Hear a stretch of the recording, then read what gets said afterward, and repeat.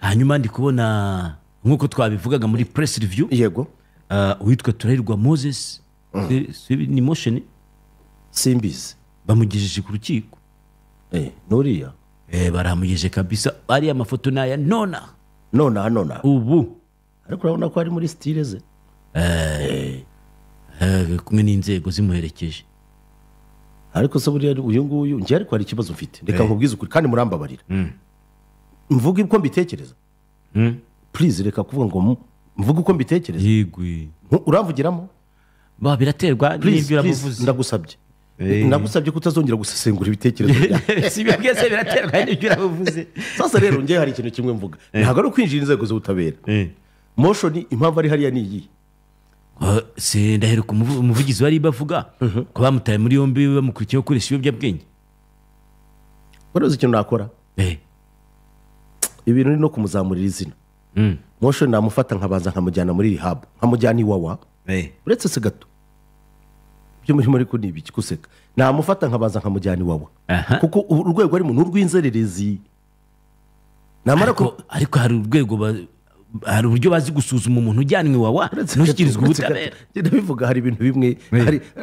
gihe mumbabarire amahirwe mfite nuko wenda abatabyumva kimwe natwe nawe ndabivuga nababwiye ni ibitekerezo byanjye ngusaba kutaza gusesengura ibitekerezo byanjye ngiye Moses namufata nkamujyana mu nzererezi ahita mujyana iwawa akiga kubaza urumva cyangwa se no kudoda nubwo abizi akajyayo none hariya imyaka yamara iwawa kuko abantu twabonye bagiye iwawa havuyeyo bari safi ariko abari n'abava badahindutse ariko uko biri kose igihe yamara iwawa kuko ibi ngibi ni ukumuha attention numva ngiye bitari na necessary niyo mpamvu ntajya kuvuga kuri motion ntabwo wamuvugaho ariko ubutabera bwe buramuvuga burasuze impamvu buriya hari ikintu kimwe mujya museka nacyo mutabaruka njyewe aba bantu babashakisha ukuntu babona visa n'ukuntu bakora ibiki ibi ngibi biyenza kuri leta buri muntu wese widekaraye hanze y'igihugu avuga ko afitanye ibibazo na Kagame ndashaka unsomere buretse gato mwebwe hari nge nkunda kureba ibintu nkareba n'ibiri inyuma y'amarido sindeba umutima wa motion ariko motion ni umuhanga cyane yari abizi ko azajyanwa mu butabera yabanje kwandika ka kantu yashyize kuri Instagram ye kavugaga iki please nta banga ririmo gasome biriya byari uguprovoka icyari kongeyewe motion n'abandi bamwe bigize intyoza mu kuburanira uburenganzira bw'abantu bazavuga ati ntimureba harazizwe ibitekerezo bye politiki buretse mu kuri kw'Imana isumba byose ndahiriye hano yuko uru rubanza bazarutwistinga barugira urubanza rufite aho ruhuriye n'uburenganzira bwo kwiyexprima ku giti banza usomera ibintu motion yanditse njye mfite ngiye ibyo ngibyo oya akusura tingi ko byabaye kukarwa ntabyo mfite ngiye ntabyo mfite wowe ntubizi urabizi ibyo yanditse bitubwira yanditse ngo iki se mbigire nk'ayandi mbivuga ngo madam wambwiye ngo simuvugiremo tubihe ibimenyetso yavuze ngo iki ababifite babinsangize kuko njye nabyo mfite ngiye ashoni yatangiye ibona yiyenza ashaka ibi ngibi ni ibintu yabaze ahubwo bamufashije kubijyamo njye nari kumushyira pure and square nari kumufata nkamujyana mu nzererezi nkamujyana iwawa ariko ujyanye umuntu mu nzererezi hari igihe bakubwira ati ni munyumvishije oya ntabwo ari munyumvishije nose so babajyana so ari riha nose burutse gato oya riha bibihuye oya abajyana babona ababangamiye ituze rya rubanda ntiyakugize ate yakugize ate ubwira ko ibana kakubwiza kuri ibi ngibi yonza kuba ari ngewe motion rwose kuko ubangamiye ituze rya rubanda ntugenda rwana mu muhanda ugenda asakuriza abantu tenda imanutse ndamanutse yaramusakurije nari kumujyana mu nzererezi ahubwo kubera ko hari Rwanda Forensic Institute RFI iba yapimye mu maraso wenda mu myuka se ahantu hose hashoboka bakaba bafite ibimenyetso bya gihanga byunganira ubutabera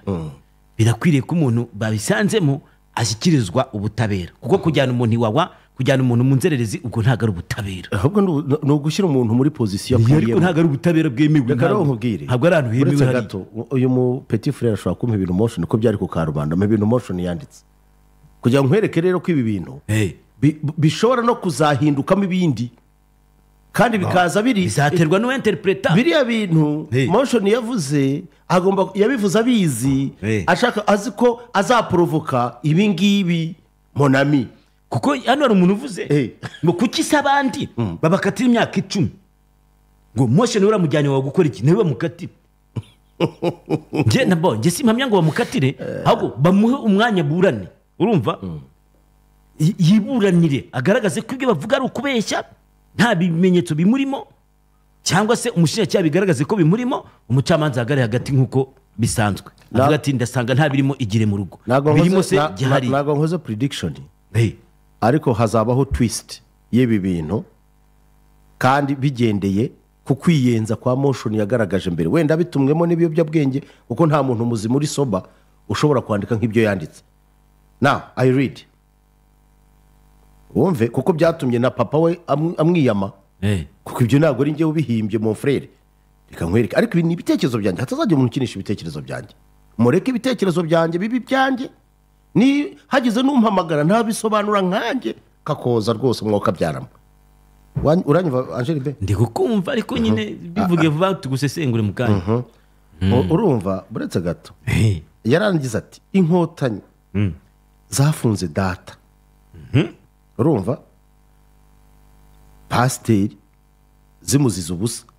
papa we rero yavuyeyo aranamwiyama aravuga ati uyu mwana uyu hari nabyo ngira ngo byatumye abantu bavuga bati ariko umuntu ashobora kuba atari muzima ese yarabirose ko bamujije ubusa uretse gato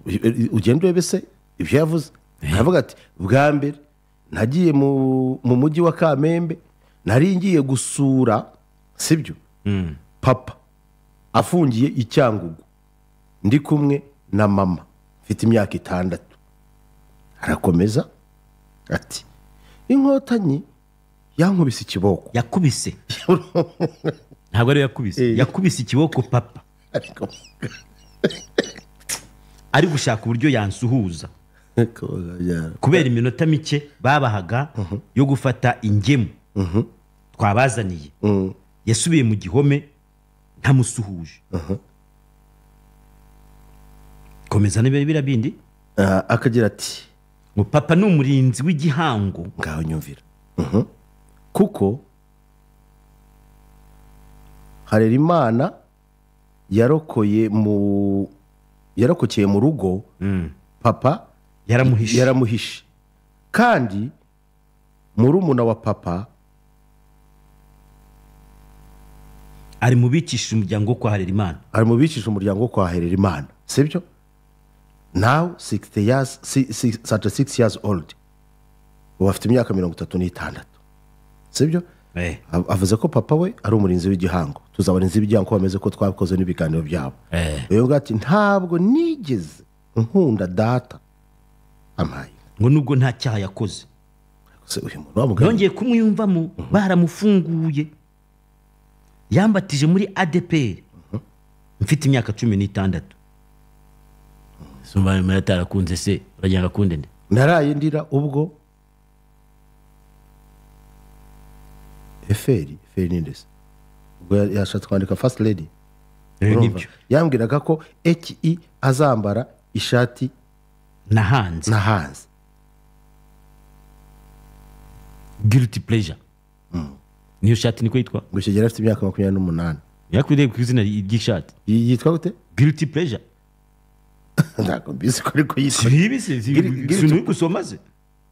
ko ishati iyo baza kubireba neza umuntu ari kuyambara niyo kwambika ishati yanditse ngo icyasha hanyuma hano tukagenda ati sindababarira yandika Kagame n'inkotanyi zose uyu muntu afite ikibazo gikomeye ahubwo ke kumujyana wawe yamuguri kw'Imana uyu muntu namujyana wawe kandi nabikubwiza ukuri hamukubita hariya mu nzererezi uko ibi ngibi ntago birashoboka ko yabikoze under the influence sibyo kubera iki ibiyobyabwenge wenda ni urugero sibyo haka ibintu umuntu afashe umwanya akandika ariko nanone we buriya si umuswa c'est ça buriya il faut regarder les pantes nibyandi kubwira ushobora kubona pante buriya muri kuganira n'umuntu magambo umuntu ashobora kwibeshya cyangwa akanyerera ku ijambo birashoboka ariko kwandika ugashyira wino abaratini baravuga ngo script permanent inyandiko igumaho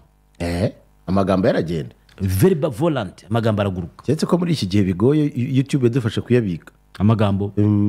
ariko amajwi ushaka kuvuga iyo ni AI ntabwo ari ngewe sisigaye mbona abantu bakora publicité bagashyiramo ijwi ryanjye ariko nzajyana umuntu mu rukiko ntazaborogere ushaka kuvuga artificial intelligence ariko kwandika byo ndashaka mbwira umuntu hatazagira umuntu nigeze numva hari publicité nakoreye iriya modoka ya M-Hero numva umuntu arayifasha yishyize mu modoka ya Toyota ngo iri ku Kicukiro bagurisha ariko niyo modoka nshobora kuzaza nkayiburana nkayitwara please ibyo bintu mubimenye abana b'iki gihe mujye mugira ubwenge urafata ibintu byanjye ugashaka kubyigira ewana ibyo ndabikubwiza ukuri ninkujyana imbere ya sentare ntuzarire habirirwa nyine ubwira ibintu akakubwira ibintu ukamubwira uti ibyo bintu mubireke yahura n'ibibazo agatangira akakubwira wumva utumyira dushoka ngo mbabarira papa ntabwo bishoboka mubiveho hanyuma rero reka ngaruka kuri ino ngingo ntekereza ko uyu muntu ibi bintu yanditse yari abizi iyi situwasiyo yarayishakaga nibyo mpamvu nkubwira nyine inyandiko iyi kesi y'uyu mugabo ntabwo nabitandukanya na biriya uwitwa Idamange yari arimo n'abandi yes ni ibintu bishobora kuba inyuma ye ariko hari umuntu aduhaye akantuza ka pante ashobora kuba yari pante behind hari umuntu urimo kumubyinisha yes ariko yanabyikorera ku giti cye yibyinisha niba wari umbwise uti harimo ababa bashaka amavize cyangwa se uburyo bwo kubibonera ubuhungiro hanze nabyo birashoboka kuko abazari benshi bajyanza bati njye mfite ibibazo na leta kuko mu bintu yandikaga yashyiragamo ngo niba Amerika what sinzi abo bana nibo bakunda kubireba hari yashyiragamo wumva afite nka gahunda yo kujya muri Amerika hamenye ko Trump arimo kubagarura Trump arabapakiye abantu hari n'abagiye kuzohereza mu Rwanda hano hari intuza ariko nta kuntu abantu bajya bashaka ibyangombwa byo kuba hanze uko bashaka ariko batiteranije n'igihugu ibi bintu rero kuko igihugu cyaba ari icyawe ushaka kugera hariya bikanga ukagaruka iwanyu kuko hariya bijya byanga pe ntise ntitufite ingero z'abantu byanze ushaka kujyayo uzi ngo ni ahantu hatuje heza paradizo wagera umuperezida utowe agahita yenduka nka Trump bati aba bantu bose mureba nabaje kuturya ubukungu kuturya akazi mashyire mu ndege zihuse ibyo rero bakaza babishyize n'amapingu ku maguru ubwo abanyamakuru bacu ngira ngo bariyo baraza kuduha ayo makuru ariko uko biri kose ntekereza yuko uyu mwana ashobora kuba afite ikibazo kinakomeye se bumwita umwana uhereye reka ndashaje umwana wawe ndashaje nyine nose umuntu imyaka 36 urumva atari umwana kuri ni umwana gute nose muri reality umwana ntiyaba nk'ubuheta bwa ntago ari umwana uri n'umugabo okay uyu mugabo ijambo umwana njyanga kubi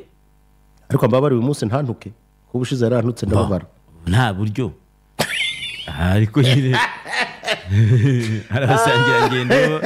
abasangirangendo bari bukubwire abasangirangendo rero nabaguye mu munsi nari mvuye muri siporo uko abasaza hari resitora iri ahantu njya kuguramo ikawa ewa nsanga bagize ikirori bati